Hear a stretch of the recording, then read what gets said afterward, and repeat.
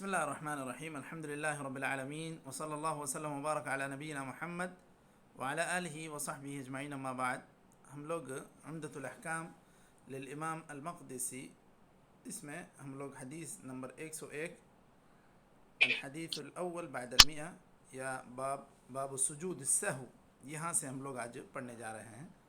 تو عبارت خوانی ہو جائے. جی شیخ. جی بسم اللہ الحمد للہ والصلاة والسلام على رسول اللہ وبعد. عن محمد بن سيرين عن أبي هريرة رضي الله عنه قال صلى بنا رسول الله صلى الله عليه وسلم إحدى صلاتي العشية.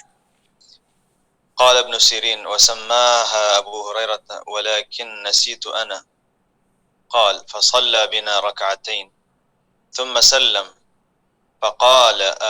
فقام إلى خشبة معروضة في المسجد فاتكأ عليها كأنه غضبان ووضع يده اليمنى على اليسرى وشبك بين أصابعه وخرجت السرعان من أبواب المسجد فقالوا قصرت الصلاة وفي القوم أبو بكر وعمر فهابا أن يكلماه وفي القوم رجل في يديه طول يقال له ذو اليدين فقال يا رسول الله أنسيت أم قصرت الصلاة؟ فقال لم أنسى ولم تقصر. فقال أكما يقول ذو اليدين؟ قالوا نعم. فتقدم فصلى ما ترك ثم سلم ثم كبر وسجد مثل سجوده أو أطول ثم رفع رأسه فكبر ثم كبر وسجد مثل سجوده أو أطول ثم رفع رأسه وكبر فربما سألوه ثم سلم. قال فنبئت أن عمران بن حسين قال ثم سلم. العشي ما بين زوال الشمس إلى غروبها. قال الله تعالى وسبح بحمد ربك بالعشي والإبكار.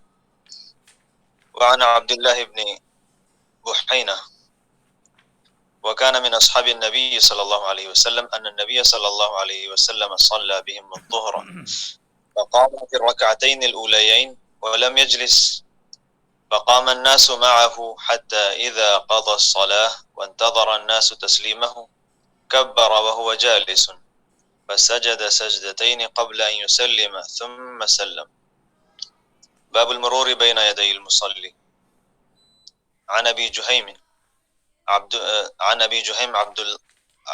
عبد الله بن الحارث بن الصمة الأنصاري رضي الله عنه قال قال رسول الله صلى الله عليه وسلم لو يعلم المار بين يدي المصلي ماذا عليه من الإثم لكان أن يقف 40 خيرا له من أن يمر بين يديه. قال أبو النضر لا أدري قال 40 يوما أو شهرا أو سنة. المصلي نہیں ہے بين يدي کہاں شیخ؟ یہ لا أدري کہاں پر؟ أن يمر بين يديه ہے بس. بین یدیہ ہے، ٹھیک ہے، کوئی مسئلہ نہیں. یہاں پر وہ ظاہر ہے لفظ المصلی ہے. اچھا ٹھیک، بس بين يديه ایسا ہے. مسئلہ نہیں، برابر ہے. عن أبي سعيد الخدري رضي الله عنه قال سمعت رسول الله صلى الله عليه وسلم يقول إذا صلى أحدكم إلى شيء يستره من الناس فأراد أحد أن يجتاز بين يديه فليدفعه فإن أبى فليقاتله فإنما هو شيطان. وعن عبد الله بن عباس رضي الله عنهما قال أقبلت راكبا على حمار أتان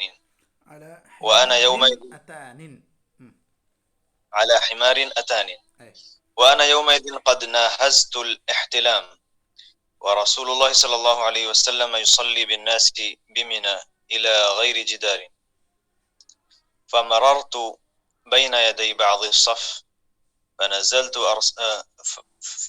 فنزلت فأرسلت الأتان ترتع فنزلت فأرسلت الأتان ترتع ودخلت الصف فلم ينكر ذلك علي أحد.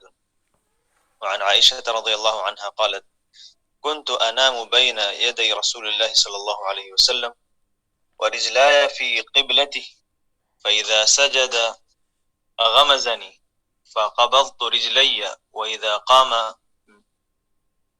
قام بسطهما. بسطتهما أيوة. وإذا قام بسطتهما والبيوت يومئذ ليس فيها مصابيح. بس سے شیخ دو باب یا آگے بھی بڑھوں؟ کافی ہے انشاءاللہ، اتنے میں وقت ہو جائے گا. اس کے بعد باب تحیت المسجد انشاءاللہ اس کے بعد میں پڑھتے ہیں. فی الحال جو ہے باب السجود السہو اور باب المرور بین یدی المصلی، یہ دو مکمل ہو جائیں تو ٹھیک ہے، ورنہ کوئی بات نہیں اگر نہ مکمل بھی رہے. چلیے، بسم اللہ الرحمن الرحیم، الحمدللہ رب العالمین، وصلی اللہ وسلم وبارک علی نبینا محمد وعلی آلہ وصحبہ اجمعین، اما بعد. باب سجود السہو، یہ عنوان باندھ کر امام مقدسی رحمہ اللہ نے سہو جب ہو جاتا ہے تو اس وقت کیا کیا جائے اس سے متعلق احادیث جمع کی. اصل میں سہو کیا ہے؟ سہو کہتے ہیں نسیان کو، بھول جانے کو، اور انسان کو احساس نہیں ہوتا کہ وہ بھولا ہوا ہے. تو اس صورت میں اس طرح بھول جانے سے اس کی نماز پر کوئی اثر نہیں ہوگا، کا مطلب یہ ہے کہ گنہگار نہیں ہوگا، کیونکہ اللہ تعالیٰ نے امت محمدیہ سے غلطی کو، بھول کو معاف کر دیا ہے. اور اسی طرح اکراہ کو، عفی لامتی عن الخطأ والنسیان والاکراہ، یہ مختلف الفاظ سے حدیث مروی ہے جس کے اندر 3 چیزوں کا ذکر ہے کہ یہ ساری چیزیں معفو عنہ ہیں. تو ان معفو عنہ چیزوں میں ایک چیز سہو بھی ہے، بھول جانا، نسیان. تو اب انسان ایسا واقع ہوا ہے کہ بھول جانا یہ اس کی ایک فطری ایک عادت ہے، پیدائشی عادت ہے، اور ایک پیدائشی طور پر انسان کے اندر یہ بھول جانا یہ ایک کمزوری ہے. اب انسان سے بھول کہیں بھی ہو سکتی ہے، دنیاوی معاملات میں تو ہوتی ہے، اب دینی معاملات میں بھی ہو سکتی ہے. یعنی نماز پڑھ رہے ہیں، ایسی حالت میں بھی بھول ہو سکتی ہے. تو نبی علیہ السلام سے خود اللہ تعالیٰ نے بھول کروائی، اور نبی علیہ السلام بھولے تاکہ یہ امت کے لیے ایک نمونہ رہے کہ آپ صلی اللہ علیہ وسلم کی نماز میں جب سہو واقع ہو سکتا ہے تو بعد میں آنے والے لوگوں سے بھی سہو ہو سکتا ہے. اس کے لیے کوئی اس کو ایک گناہ نہ سمجھے، اس طرح بھول جانا یہ کوئی گناہ نہیں ہے. اب جب سہو ہو گیا تو یہ اللہ تعالیٰ نے اپنے خوشی کے لیے مزید 2 سجدے کرنے کا حکم دیا، اور اس کے ذریعے سے شیطان کو رسوا کرنا ہو جائے گا، ترغیما للشیطان، شیطان کو رسوا کرنے کے لیے اور اللہ رب العزت کو راضی کرنے کے لیے. تو یہ 2 سجدے اس کے قائم مقام ہو جائیں گے، جو بھی غلطی ہوگی اس کے تدارک کے لیے یہ حکم ہوا ہے. سب سے پہلی اس باب میں جو پہلی حدیث امام مقدسی نے ذکر کی ہے وہ عن محمد بن سیرین عن ابی ہریرہ، حضرت ابو ہریرہ سے محمد بن سیرین روایت کرتے ہیں، فرماتے ہیں کہ نبی صلی اللہ علیہ وسلم نے ایک مرتبہ ہمیں شام کی ایک نماز پڑھائی، ہو سکتا ہے کہ عصر یا ظہر. اور حضرت عمران بن حسین کے حدیث سے یقینی الفاظ وارد ہیں کہ وہ نماز عصر ہی تھی. انہوں نے تو ایک مبہم صیغہ کہا، احدی صلاتئی العشی، یا تو مغرب یا تو کیا کہتے ہیں، یا تو ظہر یا تو عصر. اب یہاں پر ابن سیرین کہتے ہیں حضرت ابو ہریرہ نے تو مجھے نماز بھی بتائی تھی، لیکن اب میرے ذہن میں یہ چیز یاد نہیں رہی. نبی علیہ السلام نے 2 رکعت نماز پڑھی، پھر سلام پھیر دیا، پھر مسجد میں ایک تنے سے یا ایک ستون کے پاس جا کر آپ صلی اللہ علیہ وسلم کھڑے ہو گئے، اس پر ٹیکا دیا، ایسے لگ رہا تھا جیسے آپ صلی اللہ علیہ وسلم خفا ہیں. پھر آپ صلی اللہ علیہ وسلم نے اپنا دانا ہاتھ بائیں ہاتھ پر رکھا، وشبک بین اصابعہ، دونوں ہاتھوں کی انگلیوں کو ملا دیا، وخرجت السرعان من ابواب المسجد، یہ جلد باز لوگ، جلدی کر کے نکل جانے والے لوگ، یہ لوگ نکل گئے. اب لوگوں نے آپ صلی اللہ علیہ وسلم کو دیکھا کہ آپ صلی اللہ علیہ وسلم نماز سے فارغ ہو کر یہاں کھڑے ہیں، تو حضرت ابوبکر اور حضرت عمر چاہتے تھے کہ بات کریں، لیکن آپ صلی اللہ علیہ وسلم کا رعب آپ صحابہ پر ایسے طاری رہتا تھا کہ وہ اتنا جلد کچھ پوچھنے یا کچھ اعتراض کرنے سے ڈرتے تھے یا تھوڑا جھجکتے تھے۔ اب ایک صاحب ایسے تھے جنہیں ذوالیدین کہا جاتا تھا، وہ آ کر آگے بڑھے، انہوں نے کہا اے اللہ کے رسول، کیا آپ سے بھول ہوئی ہے یا نماز میں کمی ہو گئی؟ تو آپ صلی اللہ علیہ وسلم نے کہا نہ میں بھولا ہوں نہ نماز میں کمی کی گئی۔ تو صحابہ نے تو انہوں نے کہا نہیں، آپ سے بھول ہوئی۔ تو آپ صلی اللہ علیہ وسلم نے تصدیق چاہی دیگر لوگوں سے، کیا صحیح بات کہہ رہے ہیں یہ؟ سب نے کہا ہاں وہ بالکل صحیح کہہ رہے ہیں۔ تو آپ صلی اللہ علیہ وسلم آگے بڑھے، پھر سے آپ صلی اللہ علیہ وسلم نے جو رکعتیں چھوڑی تھیں وہ پڑھیں، پھر آپ صلی اللہ علیہ وسلم نے سلام پھیرا، پھر تکبیر کہی، پھر سجدہ کیا، اور ایک لمبا سجدہ ہوا، پھر سر اٹھایا، پھر تکبیر کہی، پھر سجدہ کیا، دوسرا سجدہ بھی لمبا تھا۔ تو یہاں پر دیکھیے فصلى ما ترك ثم سلم، کہ آپ صلی اللہ علیہ وسلم نے بقیہ نماز پڑھی، پھر سلام پھیر دیا، پھر آپ صلی اللہ علیہ وسلم نے اللہ اکبر کہہ کر 2 سجدے کیے۔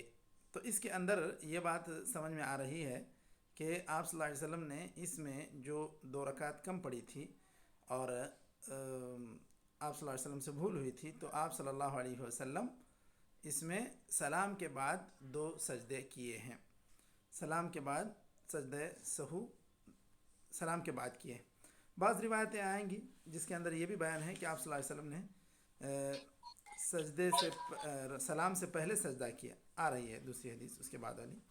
تو دیکھیے یہاں تک یہ پتہ چلتا ہے کہ نماز میں جو سہو کی وجہ ہے یا جس کی بنیاد پر سجدے سہو کیا جاتا ہے، یا تو کمی کر لیں یا تو زیادتی کر لیں یا دونوں کے درمیان شک ہو جائے، تو اس صورت میں سجدہ کیا جاتا ہے، سجدہ سہو، یا کمی یا زیادتی یا شک، یہ 3 اسباب ہو سکتے ہیں۔ تو یہاں آپ صلی اللہ علیہ وسلم سے کمی ہو گئی تھی اور آپ صلی اللہ علیہ وسلم نے اسی کے لیے سجدہ بھی کیا، سلام کے بعد سجدے آپ صلی اللہ علیہ وسلم نے کیے۔ اس حدیث سے جو مسائل مستنبط ہو رہے ہیں اس میں یہ ہے کہ آپ صلی اللہ علیہ وسلم سے سہو ہو سکتا ہے، انبیاء سے بھی بھول ہو سکتی ہے، بھول آپ صلی اللہ علیہ وسلم سے دیگر انبیاء سے بھی ہو سکتی ہے، لیکن وہ اس پر یعنی کہ باقی نہیں رہتے۔ جیسے ابھی پوچھا آپ صلی اللہ علیہ وسلم نے کہ کیا ان کی بات صحیح ہے، جب صحابہ نے صحیح کہا تو آپ صلی اللہ علیہ وسلم نے دوبارہ جو نماز باقی تھی یا چھوٹی تھی اس کو پڑھ لیا۔ تو اس کا مطلب یہ ہے کہ بھول تو ہو جائے گی لیکن وہ اس پر باقی نہیں رہیں گے، یعنی اس کو جیسے بھول ہوئی تھی اور جو کمی ہوئی تھی اس کمی کو باقی رکھتے ہوئے اس چیز کو چھوڑیں گے نہیں، وہ بلکہ اس کی اصلاح کر دیں گے، بتلا دیں گے، اس کی وضاحت کر دیں گے۔ یہاں پر علماء نے ایک بات یہ کہی کہ انبیاء سے سہو افعال میں ہو سکتا ہے، اقوال میں نہیں ہوگا، یعنی آپ صلی اللہ علیہ وسلم ایک حکم بتانا چاہ رہے تھے، بھول کر کچھ اور بتا دیے، ایسی بات نہیں ہوگی، یہ علماء نے تفریق کی ہے۔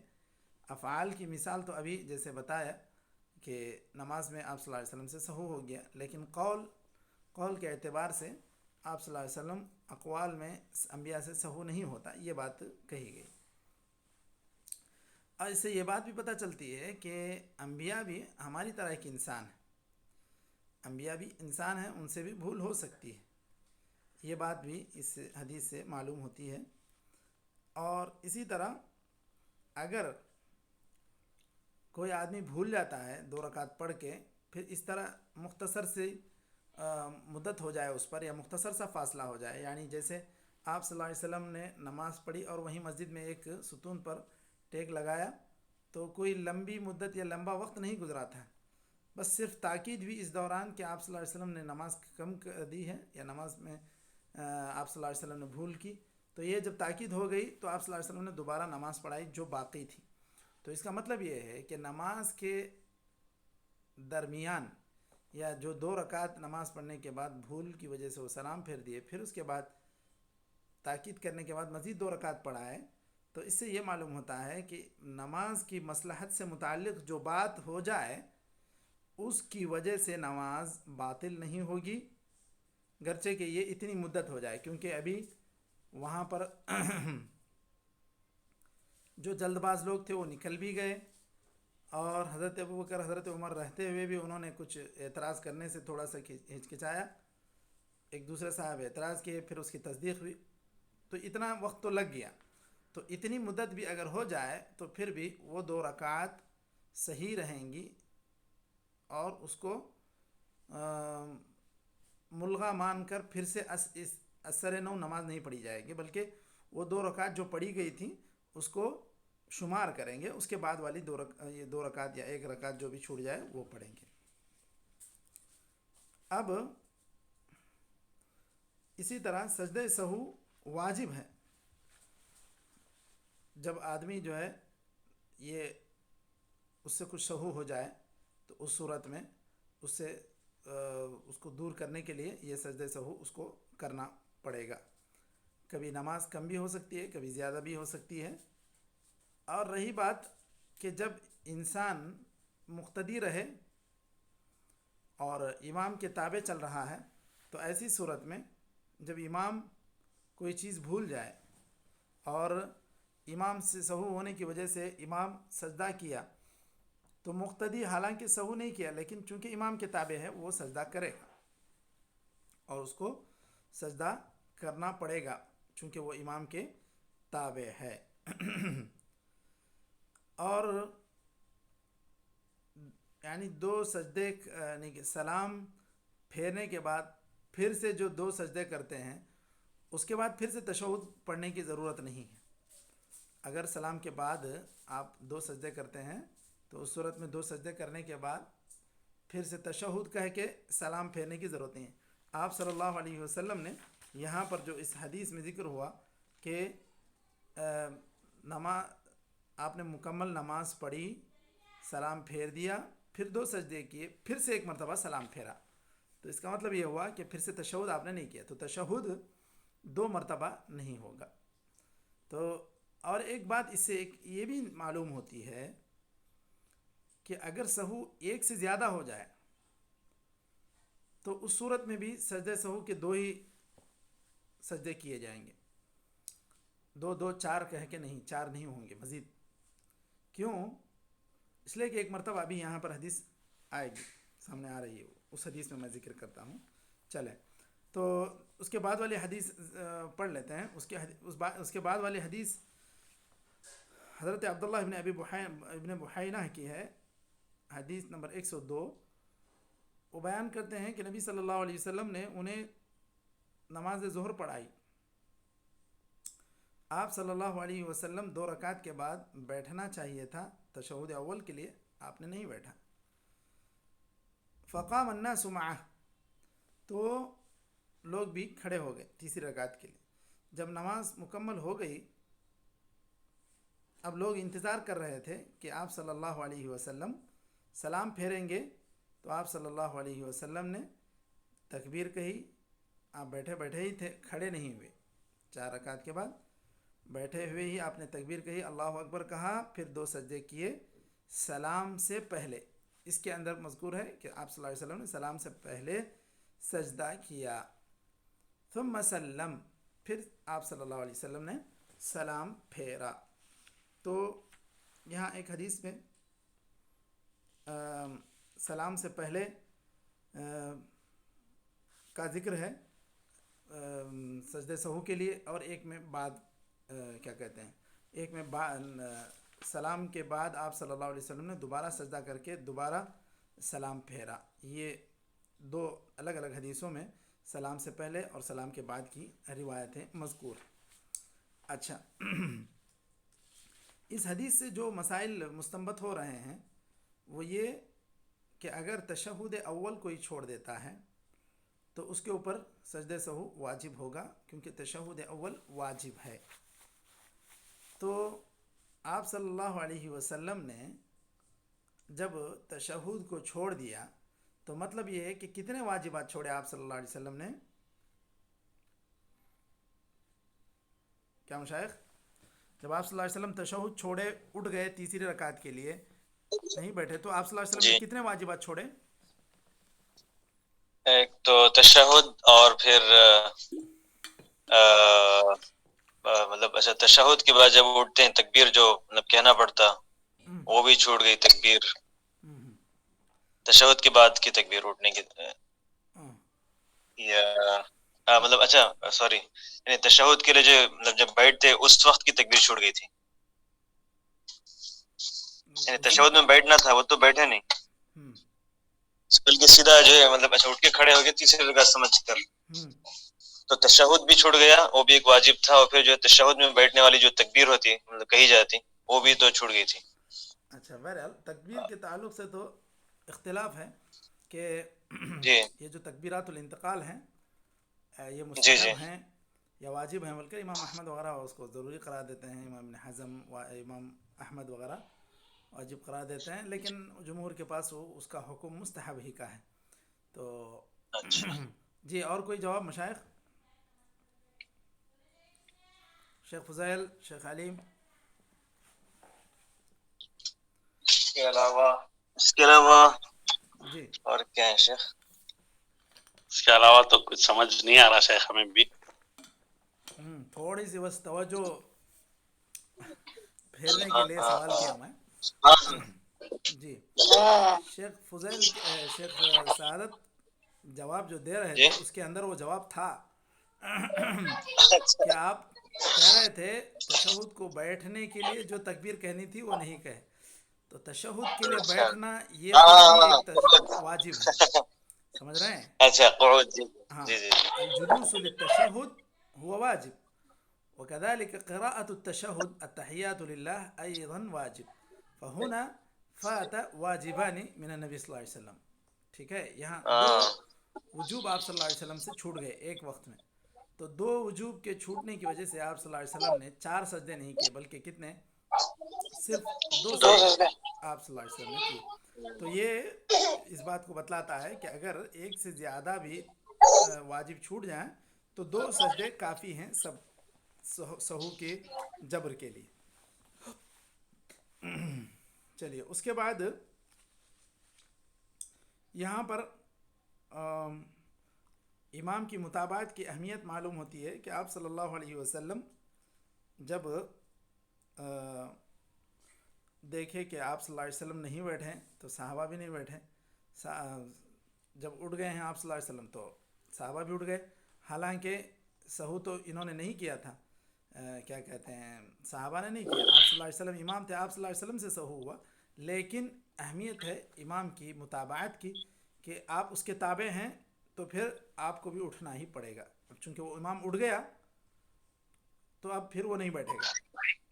تیسری رکعت کے لیے جب انسان اٹھتا ہے اگر وہ اقرب الی الجلوس ہے، ابھی جیسے اللہ اکبر کہا کہ اگر اٹھنے کے لیے جا رہا تھا تیسری رکعت کے لیے، لوگوں نے تنبیہ کر اچھا دی ابھی اٹھا ہی نہیں تھا تو بیٹھ سکتا ہے، وہ بیٹھنا چاہیے اس کو، لیکن اگر پوری طرح کھڑا ہو گیا یا اقرب الی القیام تھا تو پھر اس کو پھر کھڑے ہوئے ہو جانا چاہیے، کیونکہ وہ رکن فرض ہے اور وہ فرض سے پھر واپس وہ واجب کی طرف نہیں آئے گا۔ تو اگر یعنی یہی یہ تھا، کیا متفق علیہ مسئلہ ہے شیخ آپ جو ابھی بتا رہے ہیں کہ لوگوں نے اس کو اشارہ کیا ابھی وہ اٹھ ہی رہا تھا پھر وہیں سے وہ جو واپس لوٹ کے مطلب پھر سے واپس جو قعود میں آ گیا، تو کیا اس پر جو سجدے سے مطلب نہیں ہوگا یہ مطلب اچھا اس پر کیا سب کا جو اتفاق ہے یا پھر بعض کے پاس نہیں؟